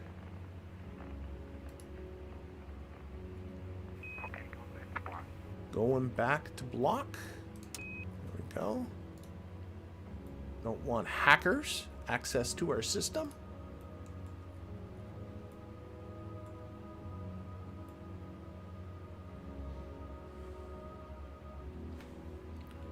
All right. Oh, got a time warp again.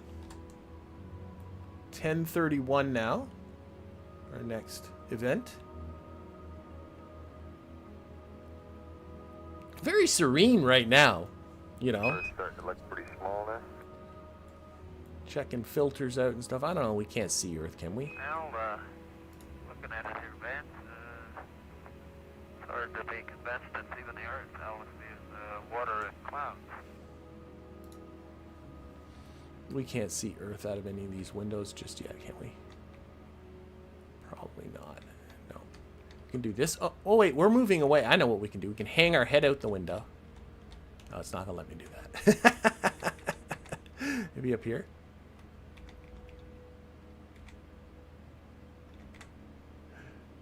Where are you, Earth?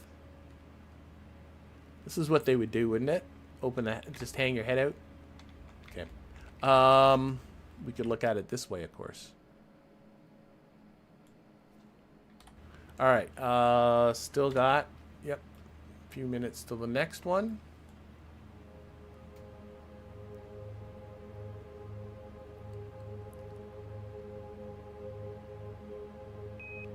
Okay, let's do another IMU realign. Complete the program 52 option 3 rest mat, and you can optionally do some, do the G and N alignments. Do you do rest mat checklist? Yes, let's do that. So press done when you're complete. So this is something that they gave us to do actually. G and N alignments down here. Last week I did this, and I really botched it. So I'm going to try and do this one proper like. So G and N. Why am I having trouble finding it? That's the first step. G and N. Someone described this to me as YouTube vision. When something really obvious, you should be seeing. There it is. And we're doing the refs mat, this one. Add that over to here. And we're going to go down to this lower bay. And if people are having trouble seeing, I can turn up the floodlights. And we're going to do some stargazing. All right, so make sure verify CMC is on. I actually probably should check that. That's on CMC. And I think there's another CMC switch down here. I could be crazy. No, here. Optics is on. I think we're good. We're going to go yep. Yep. Yep. Okay, verify optics is on. I just checked that. Okay, and then press. Verb. 37. We have another keypad down here. 52. Enter. You should see noun 06, correct? And then we're going to go verb 22. Verify that, yes. Enter. Plus 00003 for option 3. Enter. Proceed. Okay, we should be seeing 25, check code 50, correct. Click on the scope. Make sure you see stars. We do. Stars are good. Press proceed. Noun 70, that is right. Plan star to mark is star 43. So we're going to mark some stars. Let's find star 43. So there is a checklist of stars as well as a map. So our star list, what was 43, was it not? 43. So 43 is Deneb. And if we go to our maps and look at the star map, it's nice to, oh, it's right over here. And so we got Vega nearby. It's nice to kind of look what's nearby it. Altair. So if I start seeing some of those. So anyway, we're supposed to say proceed. Okay, proceed. When flashing, center the star in the scope and press mark. So we got to find that star. What was it again? It was Deneb. That's what it was.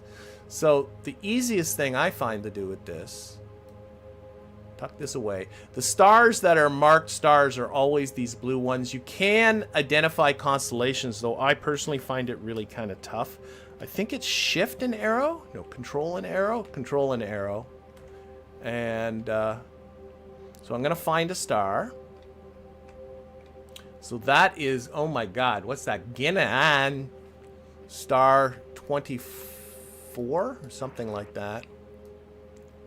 Gaina. Let's find a different one. Well, actually, we can find out where that is. And then you can find it.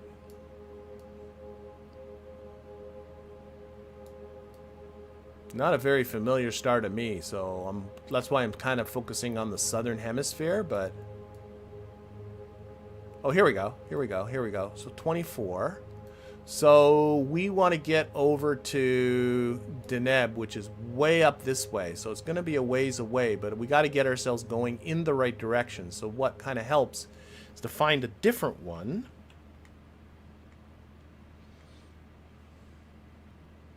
And that will kind of get your bearings, because it's sort of hard to tell which way's up and down. So, oh, wait. Deneb. How did we go from here to here? I don't understand what just happened there, but I'm going to go with that. Okay, they want us to mark that star, and they're saying to mark it. Yeah, okay, so we're going to center that in there, and then we're going to go over to our sextant, which is this one, which is really zoomed in. And we can turn our speed right down to low. And we want to go right on it. And we want to just simply say mark. That's verifying that we said mark. Okay, and then we should be getting out of here, which is this button. And we should be seeing flashing verb 15 down 25, code 16. That is right. Okay. Press proceed to enter in that star. And accept or modify the next star. So we're not going to do 43. But what I'm going to do is just find another star. Oh, we got to go to medium or high again.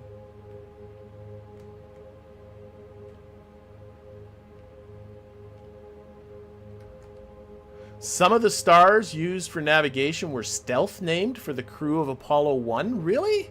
Wow, I did not know that. That must have been that, because I didn't recognize the name at all.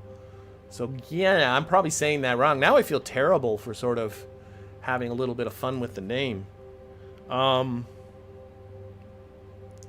Exit out of here. We got to put in star 24, right? 24.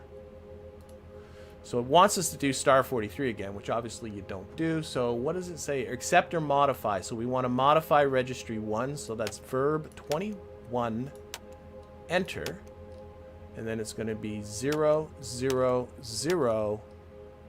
For goodness sakes, I'm already forgetting. I have the worst memory in the world. 24. 24. Enter. Now I'm happy with that, so it says press proceed. Now it's the same thing. We got to mark that star. You want to do 2 of them. So we're on there. We're going to pop over to the sextant. And we're going to put the speed on low. This is another one of those things that if you screw it up, it's hardly in, you know, it's obviously it would impact things down the road for the mission for real, but once you load the chapter, this is fixed again. Okay, we're going to hit mark, right? It's telling me to hit mark. Now 70 shows the next star to mark. Hit pro or proceed. Shoot, I just want to make sure I'm doing the right thing.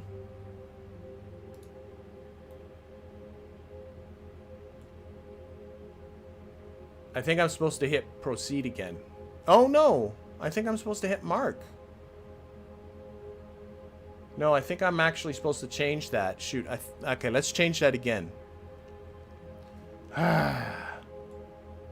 Still don't think I have the right star in there. 24. Let's change that again. Verb 21, enter. 24, enter. Proceed. Now we got flashing verb 51, and now we do the marking thing. Okay, we're good. We got this. We got this. Okay, that's still right on there, so we say mark.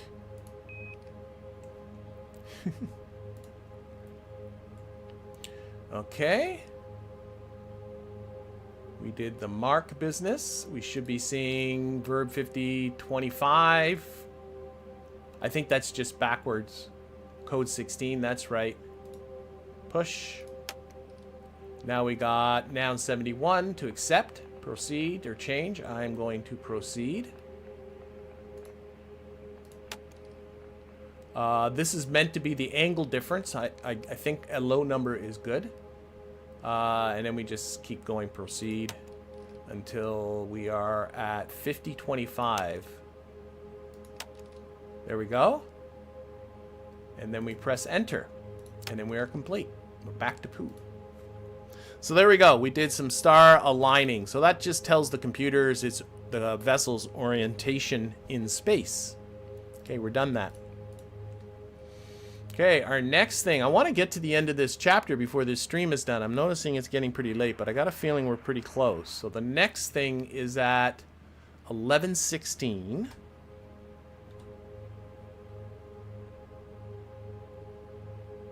And then I want to start with a fresh chapter in you know, after the new year. Hey, you still there, Vance? Right, go ahead.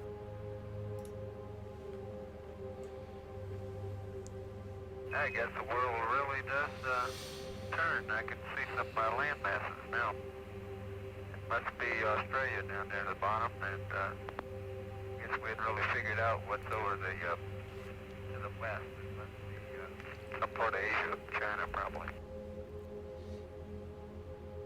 Hey, maybe the fact that you verified that the Earth really turns, we can call this Hayes' theory, huh? Very good, man. Very good. Okay, in the chapter, I'm being told that some of these star names are actually people's middle names spelled backwards, so now I don't feel so bad for butchering them. It's looking good for you, fans. Okay. Very interesting. We can see on the map now that you're between Guam, Really? Hawaii, and a little bit north, and you're almost at 60,000 miles. That's not where we are at all. Might be at 60,000 miles. I'll buy that, but that, oh well, whatever. Can't expect everything to sync perfectly. All right, we got some more time warping to do. 11:24 is our next. Vance, from our calculations, we've taken about 10 Earth weather photography pictures. I see nothing coming up here except to close the waste stowage vent here in a little while. I was thinking about getting squared away to bed down for the evening pretty soon. So these guys are getting ready to bed. Good, Jim. FAO here would like to request just one more picture before you bed down, if you don't mind. Okay, we'll come through with one more picture. All right, but I mean, look, they've been in. This has been 11 hours since launch. 11 hours and 24 minutes. So it's been a long day. We're ready. We're ready for bed. 6 more minutes. Okay. Apollo 13, Houston. Oh, yeah, Houston.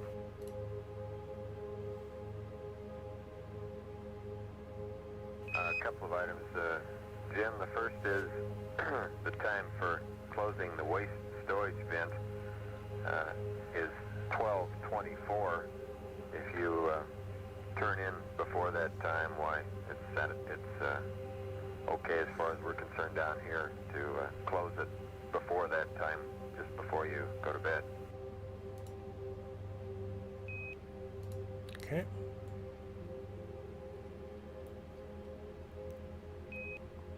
You can optionally take the last. I'm not going to take a screenshot of Earth. We can take a look. There you go. If you want to take a screenshot from YouTube, you can go take a screenshot from YouTube. Okay. Well, we got another bit of time warping to do till 12:08. Okay, so we're going to stay up a little later and go to bed. Put the some waste vent that we're supposed to close. Houston 13. Roger, go ahead.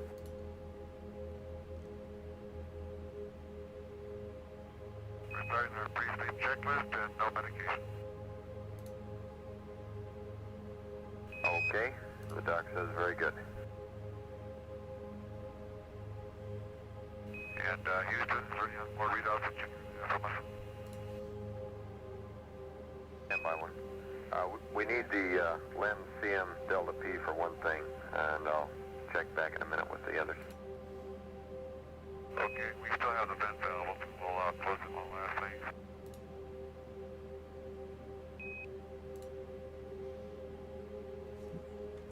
Time warping again. I assume they would do things like turn the lights down and stuff in here too. You know. Go ahead.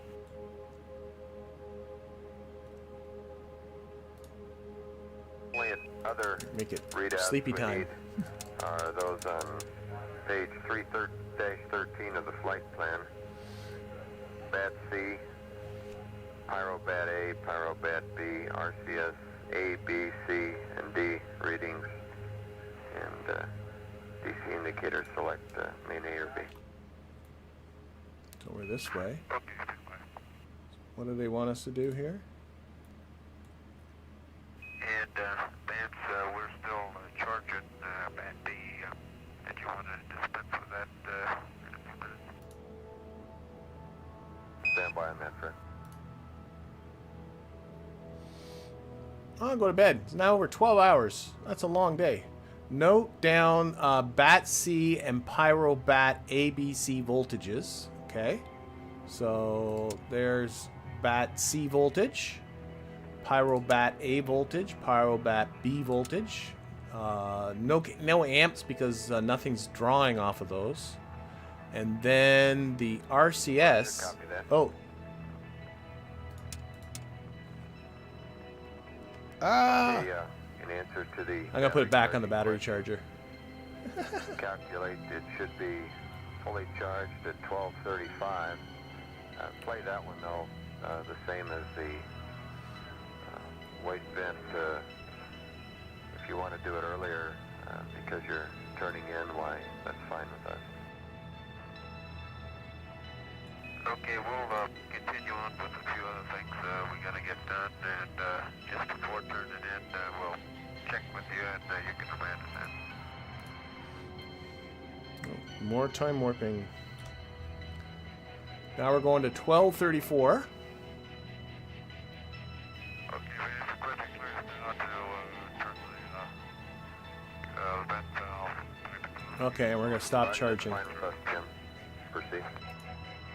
Are they going to tell us to do it, or do I just know to do it? Oh, no, here you go. Waste vent, way down here. Oh, I remember that, opening that quite some time ago. So that's off. And up to here. Battery charging is off. I guess I can put this just... Oh, wait. I gotta just turn that to off. There we go. Probably this should be on one of the mains or something like that. And we got to reconnect the battery. So you take the battery and disconnect it from the bus while you're charging it, which I guess makes sense. Now you reconnect it, and then you come down here, and we got to do some... It's like a system battery test station down here. Battery A. Vent for 5 seconds, okay. What vent is this? The battery vent. 1 and 2 and 3 and 4 and 5. Alright, I'm calling that. And I closed it, and then check 7A that it reads less than 1.5 volts. So 7A. That says 5 volts.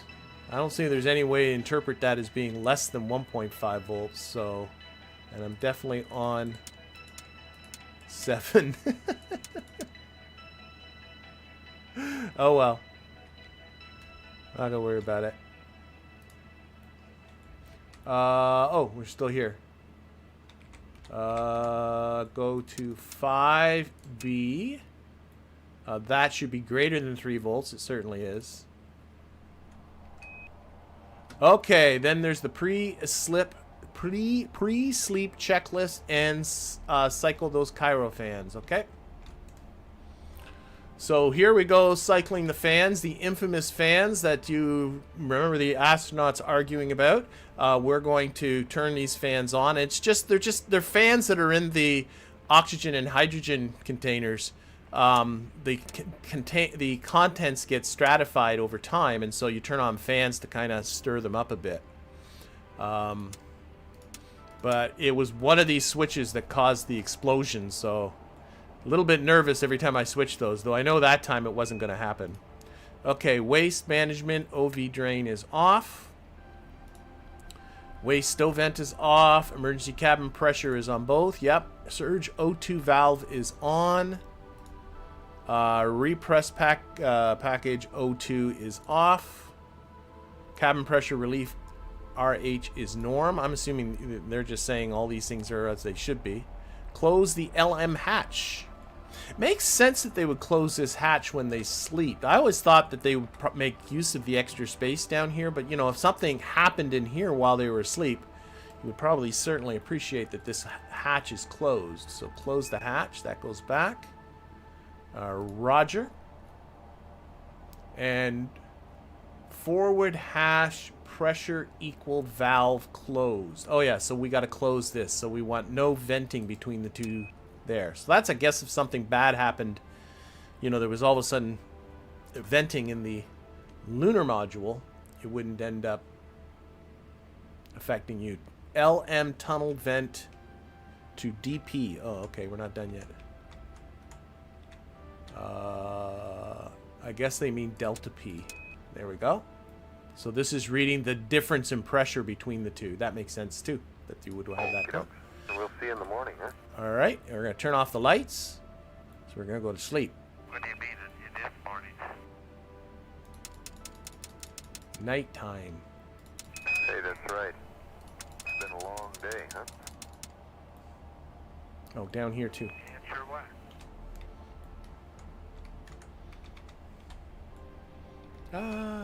Where are the floods? There they are. Right? I mean, I wouldn't sleep with all these lights on all the time. There we go. Got the sun coming in, but that's not so bad. See you in the morning. Yeah. Okay, sleep period starts. Let us get into our sleeping bags. Remove the seats if you have not already done so. And don the sleeping bags. I don't think I can don sleeping bags, but there we go. We're at the end. Okay, so a little longer, but I did want to get to the end. No boom this time. Maybe boom next time. I'm honestly not really sure. We're at the end of day 1 of the Apollo 13 mission. Just again, a quick reminder, not going to be streaming on Thursdays until into the new year as the holidays are approaching. We'll be streaming KSP though on Tuesday and then taking a break from that one for the holiday season as well. RP1 videos I'm planning to continue as per normal, but in the meantime, thank you everybody in the chat. Thank you everybody watching this at a later date. Thank you to my Patreon patrons and YouTube members for directly supporting the channel. Extra special thank you to my to them, and of course also to the people who support the channel through commenting, subscribing, being in chats, liking, and all that other good stuff. Have yourself a fantastic weekend, and we'll see you all next Tuesday. Bye, everybody.